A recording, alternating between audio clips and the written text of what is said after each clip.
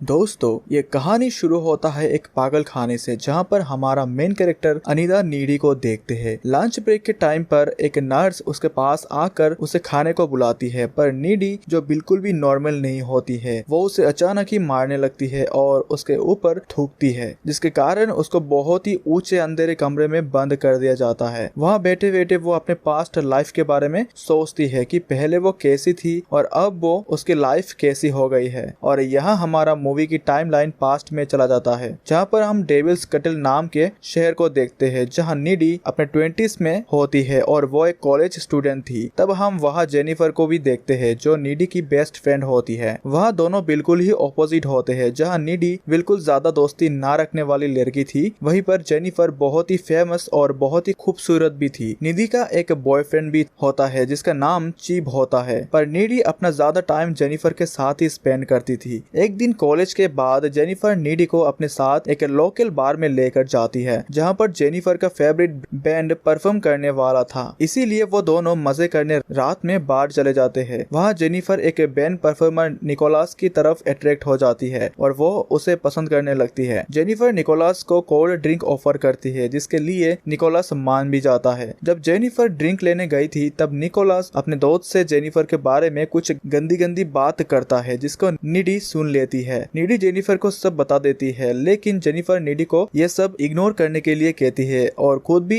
Ignore कर देती है। फिर बैंड का परफॉर्मेंस वापस कंटिन्यू हो जाता है और तभी पूरे बार में शॉर्ट सर्किट के कारण आग लग जाती है, जिसमें नीडी और जेनिफर बाथरूम के विंडो से जैसे तैसे बाहर आ जाते हैं। पर बार में आग ज्यादा लगने के कारण बहुत लोगों की डेथ भी होती है। तभी निकोलस जेनिफर को अपने साथ चलने को कहता है और जेनिफर रेडी हो जाती है। नीडी के मना करने के बावजूद भी जेनिफर निकोलस के साथ चली जाती है। फिर नीडी दुखी होकर अपने घर अकेले चली जाती है और घर जाकर वो अपने बॉयफ्रेंड को कॉल करती है और सब कुछ उसे बता देती है कि जेनिफर निकोलस के साथ चली गई है और उसे डर है कि निकोलस उसका रेप न कर दे। फिर जब नीडी चीप से बात कर रही होती है, तभी उसे घर के बाहर कुछ आवाज आती है। जब वो सीढ़ियों से उतरकर नीचे जाती है और दरवाजे के बाहर देखती है, तब कोई नहीं था। और फिर जैसे ही वो अंदर आती है तो घर के अंदर जेनिफर पहले आ चुकी है देखती है। जेनिफर खून से लटपट होती है और वो नीडी के फ्रिज से कच्चा चिकन निकाल के खाने लगती है और ये देखकर नीडी बहुत हैरान हो जाती है। फिर जेनिफर नीडी को देखकर स्माइल करती है और उसके मुंह से काले रंगों की खून की उल्टियां भी होने लगती है और फिर वो वहाँ से चली जाती है। अगले दिन नीडी कॉलेज में बैठकर पूरे इंसिडेंट का बारे में सोच रही होती है, क्योंकि उसे नहीं पता था कि अब निकोलस ने उसके साथ क्या किया था। तभी नीडी के पास जेनिफर आती है और नीडी देखती है कि वो बिल्कुल ठीक लग रही थी। उसको देखकर बिल्कुल भी नहीं लग रहा था कि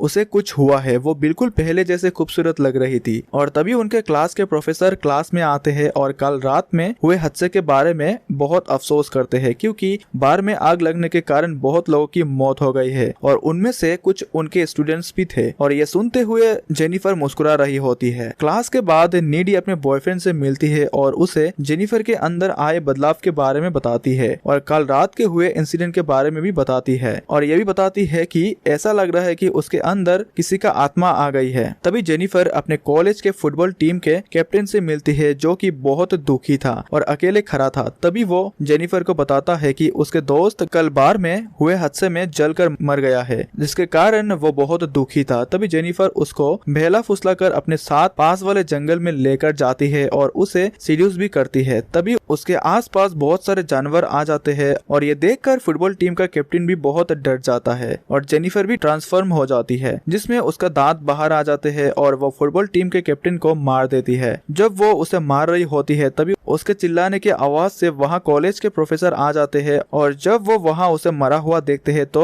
वो भी काफी डर जाते हैं। फिर हम देखते हैं कि जेनिफर नीडी से फोन पे बात कर रही थी और तभी नीडी उन सभी लोगों के लिए बहुत दुखी थी जिनकी अभी हाल ही में मौत हुई है। तभी जेनिफर उसे मूव ऑन करने को बोलती है और हम ये भी देखते हैं कि जेनिफर अपने जीप को एक लाइटर से जला रही थी और उसका जीप तुरंत ही रिकवर हो रहा था और उसे बिल्कुल भी दर्द नहीं हो रहा था, जिससे हमें ये पता चलता है कि जेनिफर के पास कुछ तो स्पेशल पावर्स आ गए हैं और जेनिफर अपने आप को भगवान समझने लगती है। तभी धीरे धीरे 1 महीने का वक्त बीत जाता है और अब जेनिफर काफी बदसूरत और बीमार लगने लगती है। तभी जेनिफर को एक लड़का मूवी के लिए पूछता है। जेनिफर अभी भी बहुत खूबसूरत थी, वो अभी भी कई लड़कों को अपना दीवाना बना सकती है।